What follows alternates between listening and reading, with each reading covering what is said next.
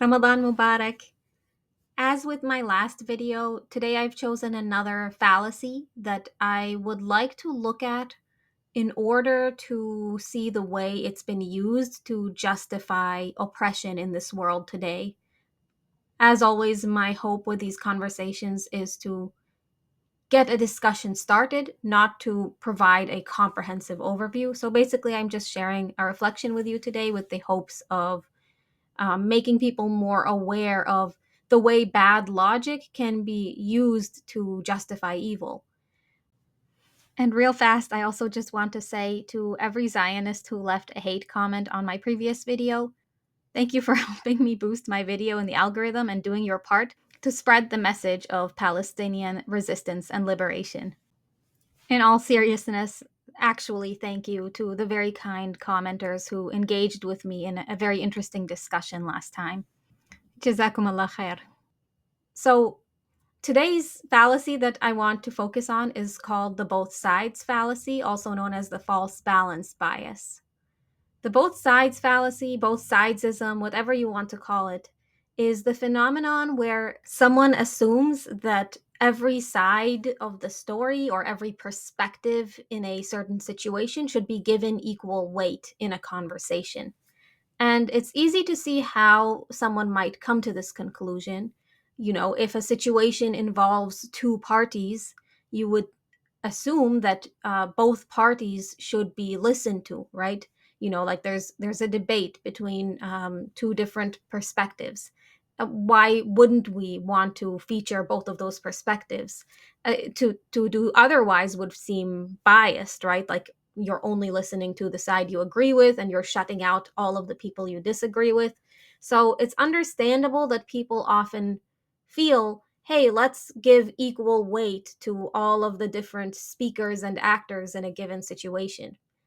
However, when one group is wrong, whether factually or morally, in a situation, sometimes giving that group the same weight, giving their words the same airtime, however you look at it, uh, can actually lead to devastating consequences. And it might seem to be coming from a place of rationality or even equality, at least in theory, but it's actually based on this assumption that we need to really start questioning, which is the assumption that every side of the story is equally worth telling. Is it? To start us off, I want to share a common example that's used with the both sides fallacy, in which one party is factually incorrect, and yet both parties are given equal airtime in the name of trying to cover every side of the story. In the United States, there are lobbies that have a vested interest in presenting climate change as a theory instead of a reality. And oftentimes in the past, there would be many features on the news of scientists talking, like a climate scientist talking about climate change, and then they would feature someone else who believed that climate change was not real. And they would give each person equal airtime, despite the fact that there is a consensus in the scientific literature that climate change is a reality, like human caused climate change is a reality.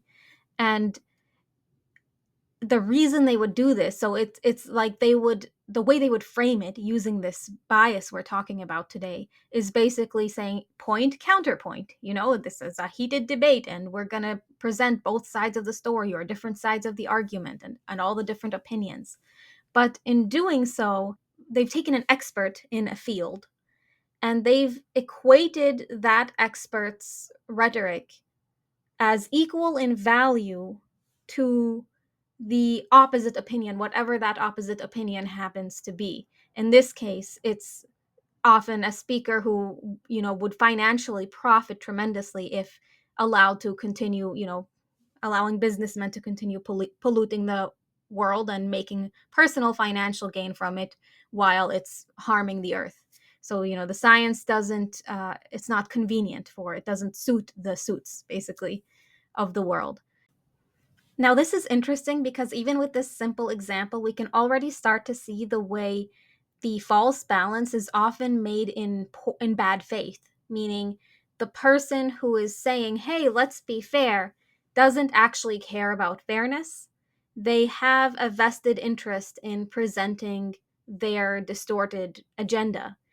And a good way to test whether or not you actually believe that every opinion should be equally reflected in every conversation is to think about opinions that are more widely accepted that you also believe in, and imagine how you would feel if someone on the margins of a debate were to be given equal weight in the conversation. Even like the word balance implies there's two sides to a story when there's actually, it's not black and white, it's a million shades of gray. So, really, each of us gets to decide which narrative to highlight in our own mind or for our own audience based on a bunch of different factors, like what social media algorithm you happen to be plugged into, which websites you get your news from, which books you read, which movies you watch. And that brings me to what I really want to talk about today, which is Palestine and the way the Western media often uses the both sides fallacy to justify, actually, not to justify highlighting Zionist narratives, because that's all they do, but rather that's the argument they use against people who highlight Palestinian narratives. Where's the Israeli side of the story? I remember when I spoke out in my city council about hoping to get a ceasefire resolution passed, basically just to spread awareness about the extreme injustices that our tax dollars are funding.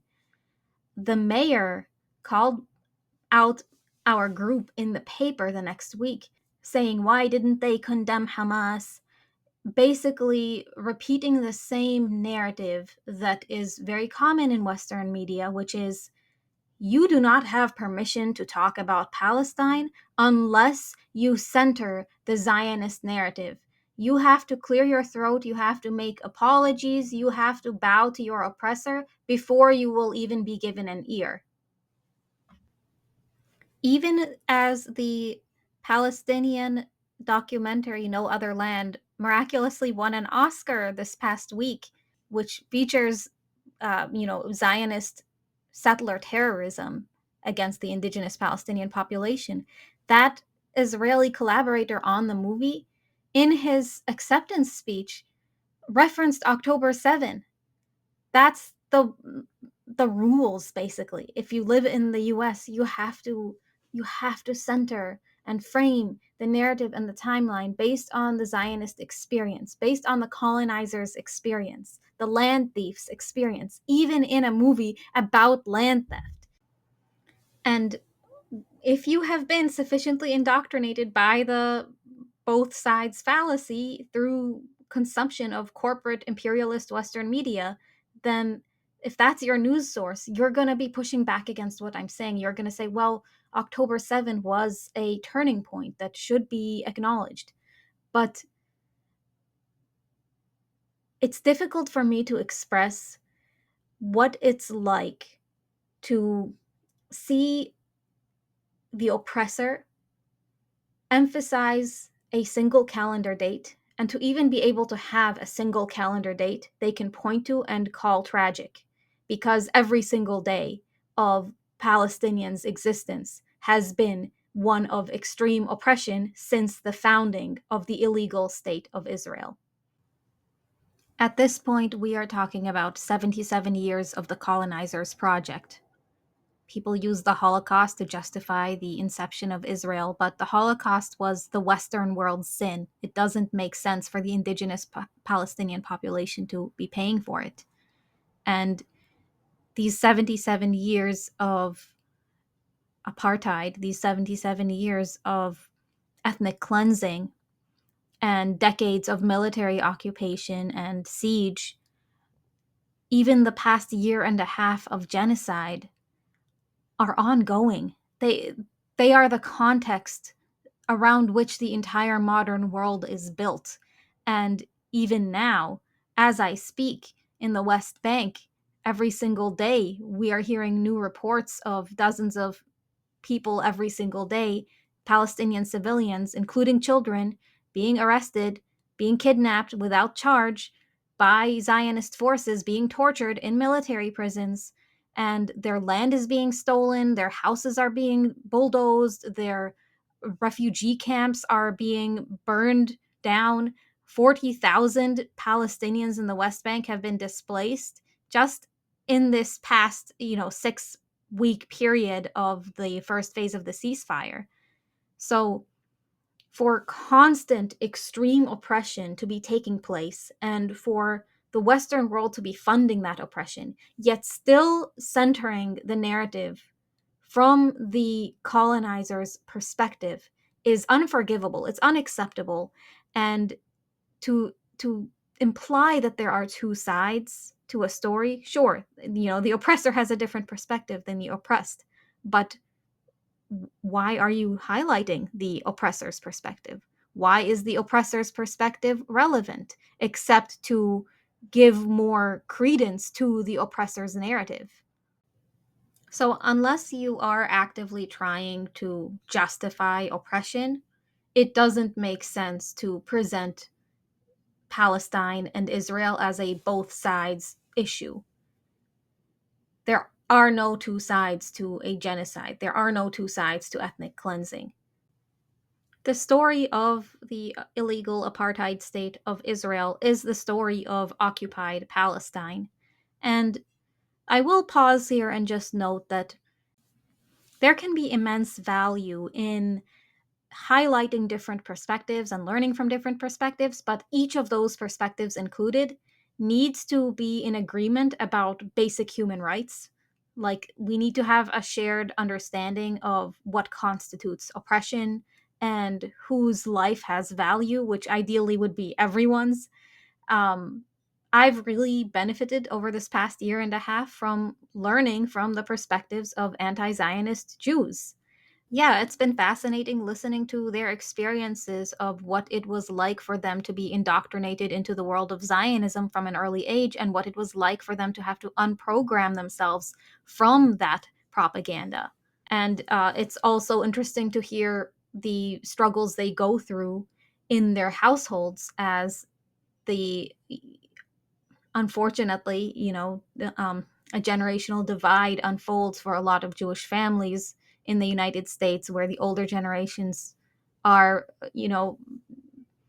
very sold on the concept of Israel as a deep part of their identity, and the younger Jewish people are seeing the oppression on which it was founded, and having those arguments around the dinner table, and um, some of the unfortunate fallout and the chasm that's been created in Jewish America, and I'm sure other parts of the world, at local temples.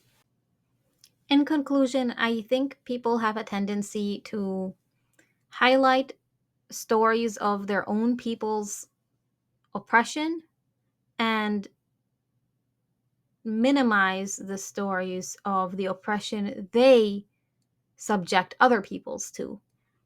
And I think it's very valuable for us to highlight different perspectives, but we need to watch out for the both sides fallacy, where we start to think that the different sides of the story that need to be highlighted are that of the oppressor and the oppressed.